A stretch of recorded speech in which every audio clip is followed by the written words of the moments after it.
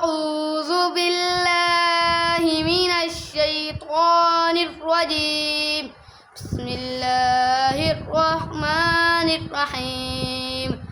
القارعة ما القارعة وما أدراك ما القارعة يوم يكون الناس كالفراش المبثوث وتكون الجبال كالعهن المنفوش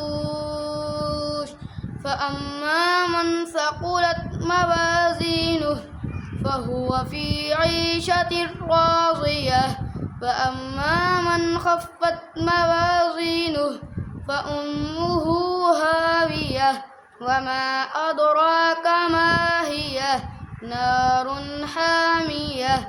صدق الله العظيم.